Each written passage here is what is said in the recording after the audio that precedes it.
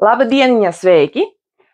Šodien gribu patirzāt kaunu un lepnību, kā kauns un lepnums ietekmē kaulus, dzimumzīmes un vēl kādās populārākajās jomās tas izpaužas, kā jums vieglāk būtu to atpazīt.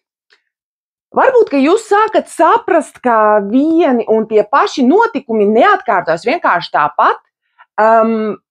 Tie atkārtojas, lai jūs pārvērtētu savus spriedumus.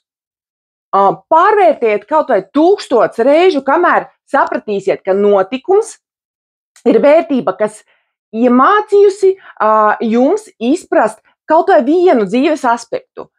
Jūs varbūt vairs nežēlojat sevi par to, ka jums ir tādi vecāki, kādi ir.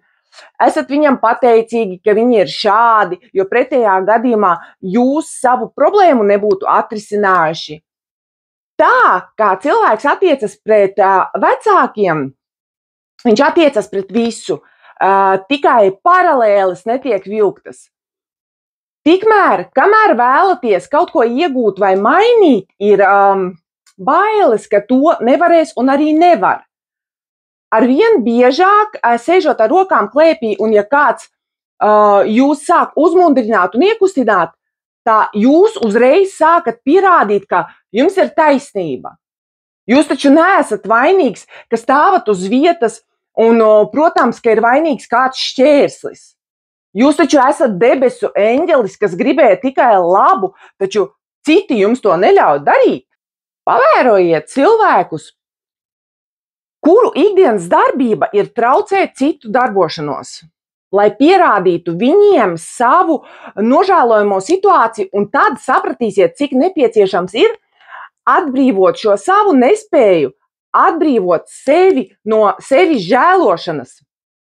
Pretējā gadījumā kļūsiet par vēl vienu sarūktinātu cilvēku, kuram nav dzīves spēka, lai dzīvotu savu dzīvi. Taču pietiek spēka, lai sūdzētos par tiem, kuru dzīve ir kārtībā. Jums nav iespējams mainīt savus vecākus, viņi nav jūsu īpašums. Vienkārši iepazīstiet viņus. Viņi ir tikai jūsu laicīgie skolotāji, un jūs esat viņu garīgais skolotājs. Vajadzētu atbrīvot kaunu un lepnību, un, lai to izdarītu, ir dažas norādes uz lepnības un kauna pazīmēm ķermenī.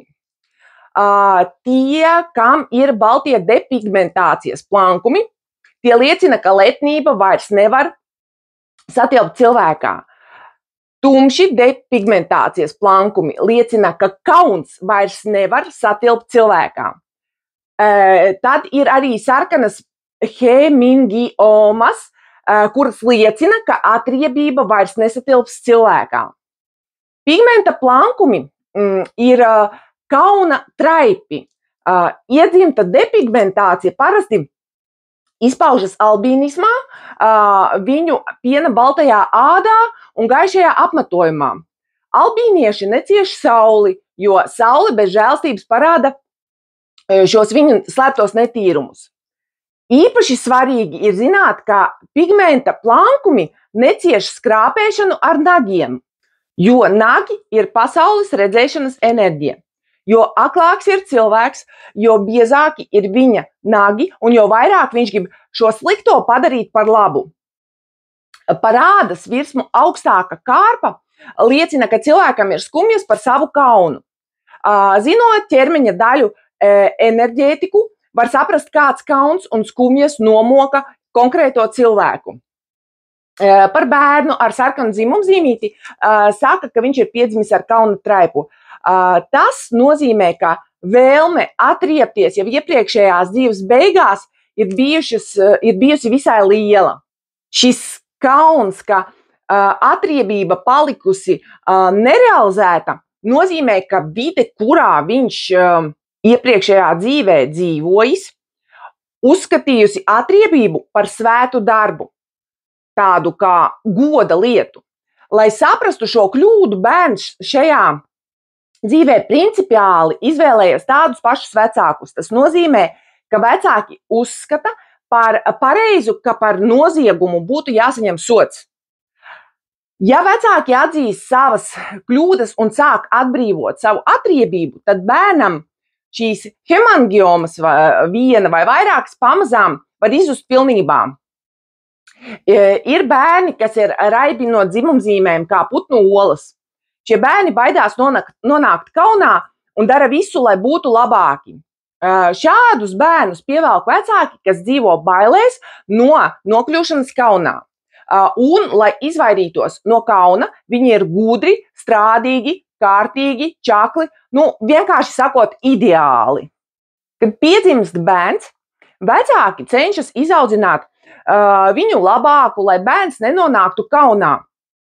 Viņi dzīvo tā, lai labs mērķis būtu tā kā laba mērķa galā.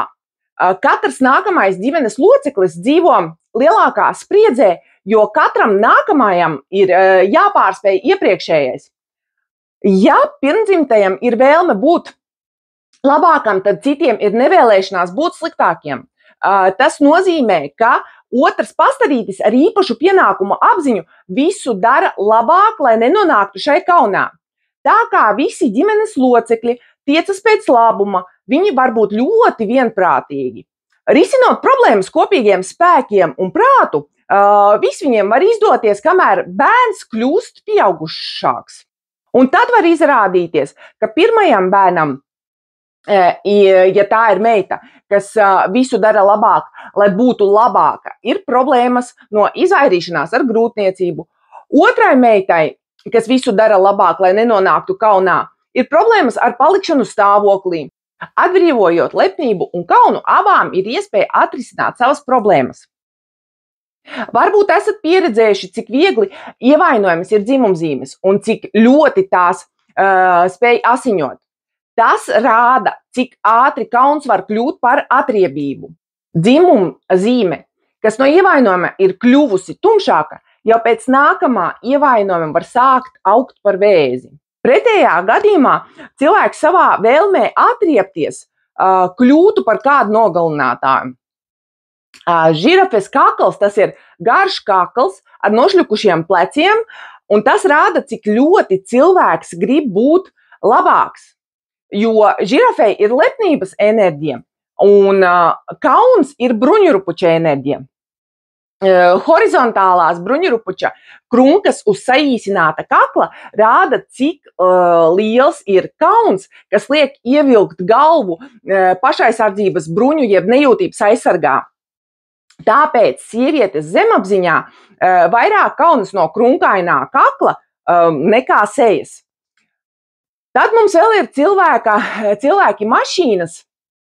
Šādus cilvēkus interesē tikai darbs, jo kustība nozīmē būt dzīvam. Dīkstāve, atpūta vai gulēšana mašīna cilvēkam ir tas pats, kas burtiski nāve.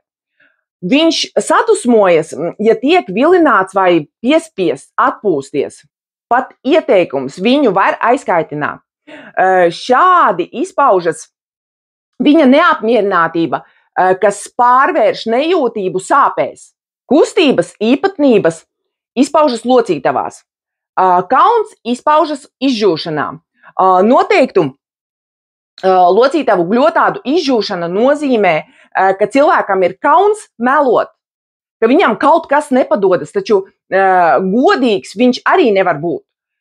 Problēmu atklāšana būtu trakāka par nāvi. Šīs lietas iedarbināšanas ar spēku ir tas pats, kas izžuvušu locekļu virsmu savstarpēji berzēšana ar spēku. Kas notiek, ja divus sausus koka gabalus berzē vienu pret otru? Drīz vien iedegsies liesma. Šāds uguns locītavās ir iekaisums. Ugunīgās sāpes ir skolotājs, kas māca: atsakies no savu problēmu risināšanas ar spēku, atbrīvo savu lepnību un kaunu, gan jau tava tā takta izjūta pateiks, kā iet tālāk kā cilvēkam.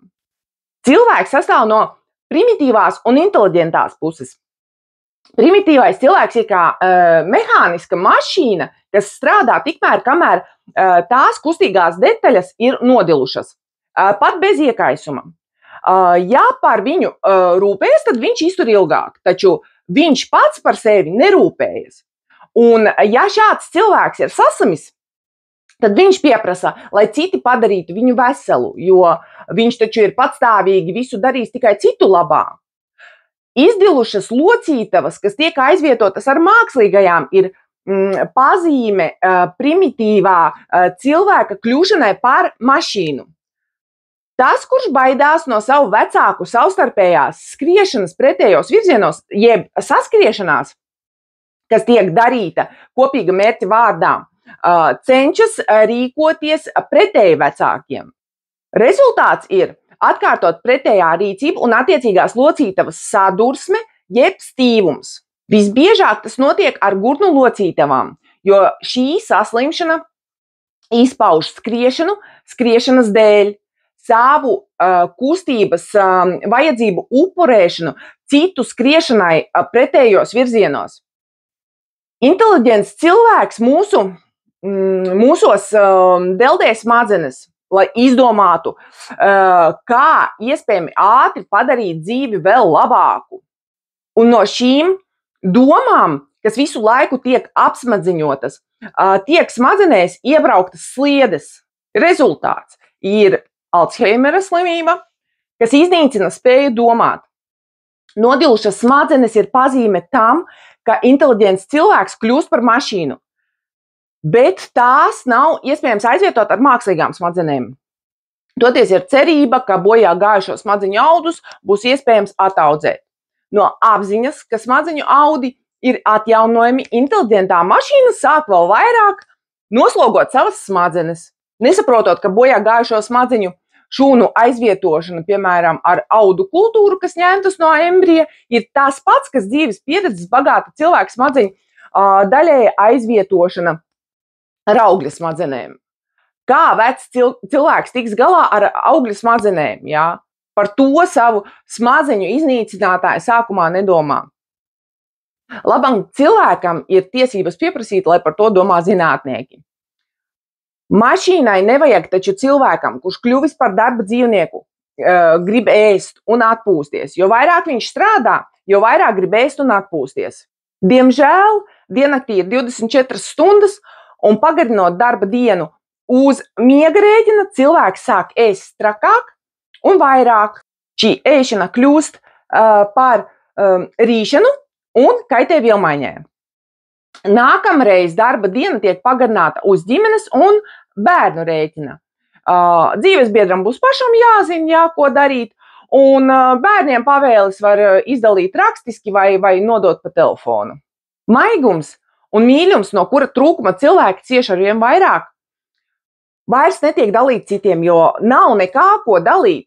Šie cilvēki baidās no jūtām, jo viņš tās nepazīst, bet no darba viņš nebaidās, jo savu darbu viņš pazīst un zina. Viņam jāiemācās būt maigam, aprūpēt un mīlēt citus, un tad pretī arī pašiem saņemt to pašu. Ņemsim par piemēru sievietes.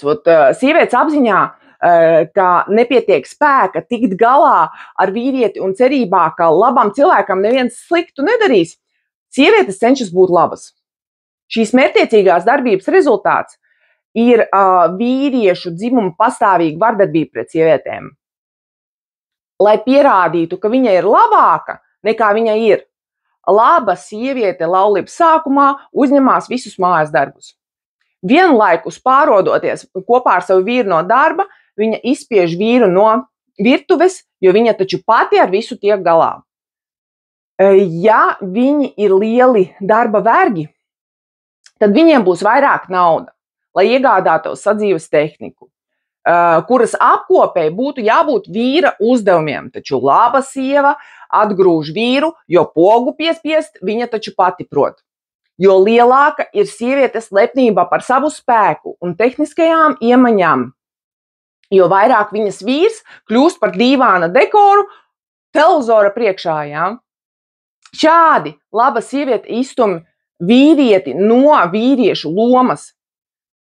Jo ilgāk vīrieti atstumj no mājas darbiem, jo vairāk viņš tos neprot darīt. Un tad šī darbos slīkstošā sieviete sāk vainot un kaunināt vīrieti, un viņam ir divas iespējas. Vai nu būt slinkam, vai otrs ir nemākulīgam. Tāpat arī ar bērniem. Ja māte sāk pierādīt savu pārākumu, jo tā taču visas lietas sanāk ātrāk, vieglāk, tīrāk, prasmīgāk, nav jābīstas, ka kāds savainosies un neviens neievēro, ka šādi bērni neko neiemācīsies darīt ar savām rokām.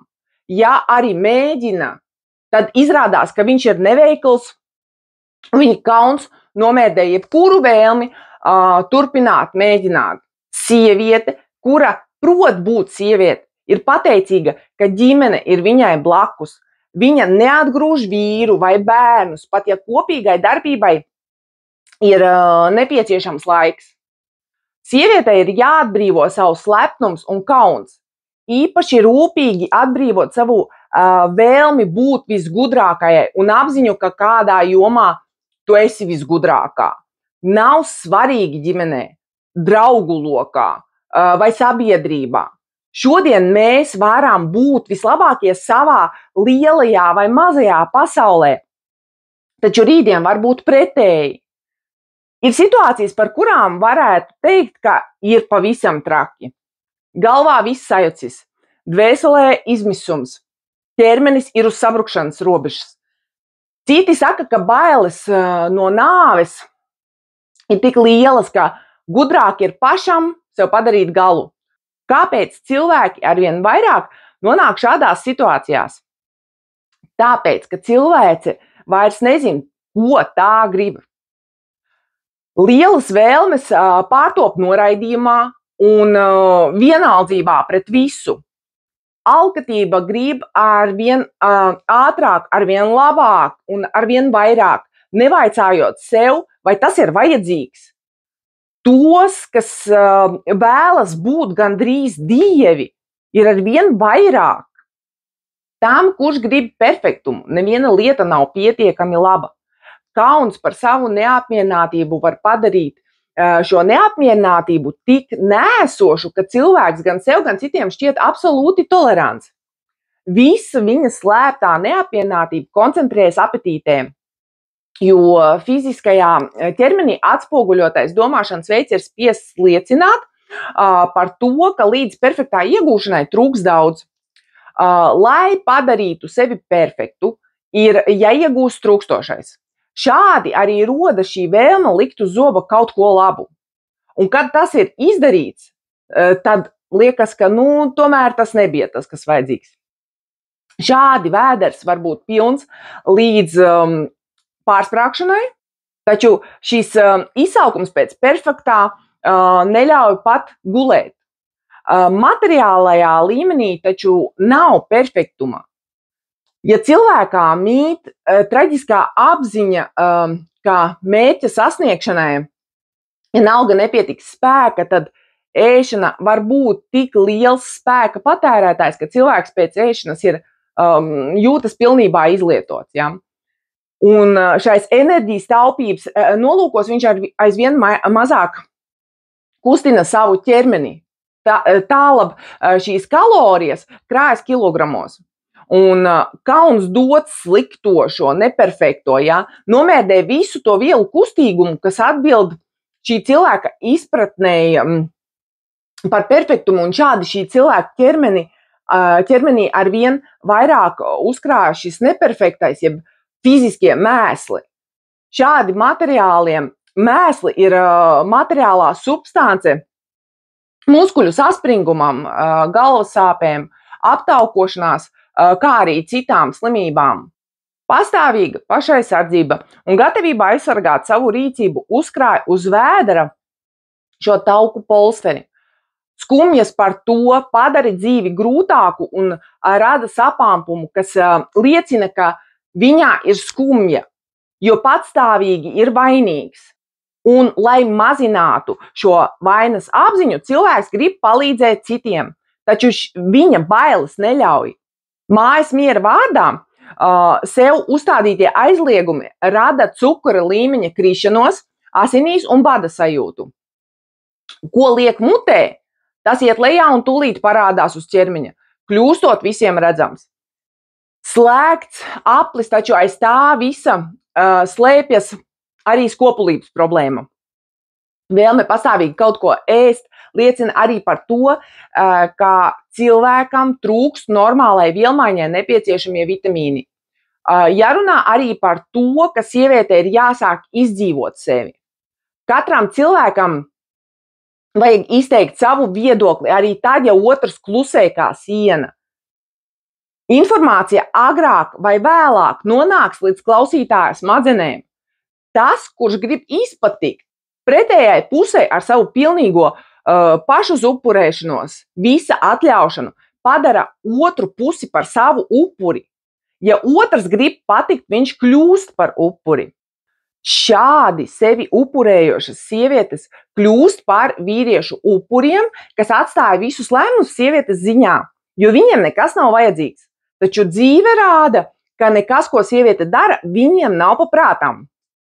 Cilvēks, kas pašaizliedzīgi ceļ sevi strādājot, lai kļūtu labāks un iegūtu labāko, nesaprot, ka aizmirstot sevi nekur tu nevari nonākt. Lai jebko saprastu, ir jādomā no sirds. Jebkādai domāšanai ir nepieciešams laiks, vēl vairāk domāšanai no sirds. Taču laiks tiek iztērēts darīšanai. Bailēs palikt bešā jeb kaunā cilvēks riņķo arvien ātrāk kā tāda vāvere ritenī. Tikmēr, kamēr viņš spēja paskriet, viņš uzskata, ka ir cerība, bet tad, kad vairs nespēja, tad ir viss, gals klāt. Priekšā gaida pagrimums. Tas, kurš to nevēlas, sāk cīnīties kā trakais, nesaprotot, ka šādi var nogrimt vēl ātrāk. Cilvēka enerģiju kustības normālais ātrums ir domas ātrums. Tas, kurš iestrēgst savās domās, pieķeras tām, un tā enerģija kustas lēnāk. Šīs bailes bloķē enerģiju kustību. Savu baiļu gūstā dzīvojušais cilvēks, kad bailes pieaug, kļūst arvien bezpalīdzīgāks. Un bezpalīdzība pāraug skumjās, kas ziņo par sevi kā smagums sajūtu dvēselē, kas saka, kā akmens uz sirds. Cīnoties pret grūtībām ar spēku, mēs šīm grūtībām zaudējam. Rezultāts ir sevis žēlošana, kas iznīcina dzīves spēku. Sevis žēlojošs cilvēks dzīvo, taču tas nenozīmē, ka viņš attīstās kā cilvēks. Jo vairāk viņš raud, jo vairāk viņš ir garīgi miris. Mēs kaunamies no sava ķermeņa, tā orgāniem, audiem un to funkcijām. Kaunamies no ķermeņa vitālās darbības rezultātā radītiem izdalījumiem, nesaprotot to, ka tas ir tas pats, kas stumt to atpakaļ ķermenī. Kas notiek, ja no ķermeņa vairs nekas nenāk ārā? Tad arī no dzīves vairs nekas nesanāks. Nav tādu izdalījumu, ko mēs ar kauna palīdzību visiem spēkiem necenstos iestumt atpakaļ ķermenī. Un ja to nevar izdarīt, tad ņemam palīgā ķīmiju. Vienlaikus mēs vainosim vidi, kas mūs piesārņo. Katram izdalījumam ir sava enerģija. Nav svarīgi, vai kaunamies no izdalījuma vai tā radītā stresa. Rezultāts ir gan garīga, gan fiziskā piesārņošanās. Piemēram, paņemsim svīšanu. Ko tikai neizdomā, lai mēs nesvīstu. Ja? Ja nespējam izbēgt no svīšanas, kaunoties no tās, tad lietojam dezodrantus un dezinfekcijas līdzekļus. Un par to, ka sviedri ir labākais ķermeņa attīrītājs, mēs pat nedomājam. Jo tīrāki pēc pašu domām mēs esam, jo vairāk mums liek raugt degunu citu sviedru smarža. Gan tam, kas svīst, un tam, kas to sajūt, šī smaka saka, nemelo sev, ka tev nav vajadzīga to mīlestība, kas pēc tavām domām tevi nemīl. Tev vajag gan. Vēl vairāk tev vajag mīlēt viņus. Ja mēs sev nemelotu, tad citi nenāktu ar savu smaku pie mums un nespoguļotu. Ar sviedriem atklājas dzīves traģika. Mēs esam lieli pārspīlētāji, jo vairāk visu vērtējumu, jo lielāka ir mūsu traģika, kurai būtu jāliek sviedriem tecēt tā, lai ķermenis varētu vismaz materiāli atbrīvoties no traģikas. Un kaunoties no sviedriem un traģikas, mēs liekam svīšanas funkciju uzņemties nierēm. Ja nieres no pārslodzes saslims, tad mēs meklējam iemeslu tur, kur tā nav. Daudzi cilvēki jūtas slikti lietojot dezodorantu. Un pēc dezodoranta nomazgāšanas viņi jūt vēl lielāku smaku nekā dabiskā sviedru smaka. Ko tas nozīmē? To, ka šis cilvēks nespēja būt nedabisks. Viņš jau tik daudz cietis no pārspīlējumiem un pārspīlētājiem, ka vairs negrib. Mēs kaunamies no urīna. Ja kāds kaut vai piemin urīna pūsli, ja, tad jau ir kauns. Vai kaunamies no sava urīna vai no savas dzīves rūgtuma? Rezultāts ir viens. Tam, kurš kaunas, urīna izvadīšanās samazinās. Ja kaunamies sviedrus, traģiku, urīnu un dzīves sarūktinājumus vienlaikus, tad nieru saslimšana ir nodrošināta. Atkritumu vielu uzkrāšanās ķermenī rada sapampumus. Un tas viss liecina, ka sirds nespēja izkustināt tik lielu šķidruma daudzumu. Ja kaunamies arī mīlēt, tad nogalinām savu jau tā pārslogoto sirdi, un mūsu dzīve tiek apdraudēta jau tieši. Kaunamies arī no savām fekālijām, izdomājam tām visādus nosaukumus, jo iepriekšējie ir tādi, ka kauns tos vispār izrunāt. Kaunēšanās no saviem ekskrementiem nozīmē, ka cilvēks kaunas no sava darba rezultāta. Jo vairāk cilvēks grib visu dzīvē mainīt, jo lielāks ir viņa kauns. Ja viņš nav ieguvis vēlamo un jo smagāki būs viņa aizcietējumi. Cilvēkam, kurš patstāvīgi grib pierādīt, ka viņš ir ļoti strādīgs vai pat visčaklākais, tam vēders noteikti ir ciet. Pensionārs, kas patstāvīgi grib, lai viņu uzskata par visstrādīgāko cilvēku, nevarēs dzīvot bez cauries līdzekļiem. Bērnam, kurš visiem spēkiem cenšas būt labs bērns saviem vecākiem, kuri ir darbaholiķi, tiem bērniem vēdera aizcietējumi parādīsies ātrāk, nekā viņš vispār sāk saprast, pēc kā viņš cenšas. Īsāk sakot, jo bezkaunīgāks cilvēks, jo lielāki aizcietējumi. Mazs bērns, kas ticis galā ar lielo darbu uz poda, var iegūt milzīgu psiholoģisko traumu uz mūžu no apkaunojuma, kad viņš ar milzīgu prieku aizvelk podu pie pieaugušajiem, kur viņa māte tur grib izpatikt šim bariņam. Šis mazais ķipars ir laimīgs par savu sasniegumu, bet viņš tiek apkaunots. Pamperus piekakāt nav kauns, bet bikses vai podu ir kauns. Bērns var apjukt un viņam parādīsies bailes no poda. Visvairāk mēs baidāmies no tā, kas nāk no dzimuma orgāniem. Daudzi ir tik ļoti piesātināti ar kristīgās reliģijas izpratni, ka nesaprotam un kaunamies no svētuma. Vai tad no vīrieša nākusi bērna sēkla nav svētums? Vai no sievietes orgāniem dzimis bērns nav svētums? Mēs esam radīti kā radītāji. Un mūsu vispilnvērtīgākais veikums, ko spējam radīt, ir vesels bērns. Diemžēl, attiecoties pret dzimumu orgāniem kā pret kaunu, iedzenam kaunā arī mūsu nākamās paudzes. Jo dzīve māca, cilvēks mācās. Kā mācās, tā jau ir viņa vecāku un viņa paša lieta. Dzīve satur svarīgas, mazāk svarīgas un nesvarīgas lietas. Daba rūpējas, lai īpaši svarīgās lietas būtu īpaši drošā vietā. Tiem, kas uzskata, ka šīs lietas ir mazāk svarīgas, attiecīgās vietās ķermenī cieš.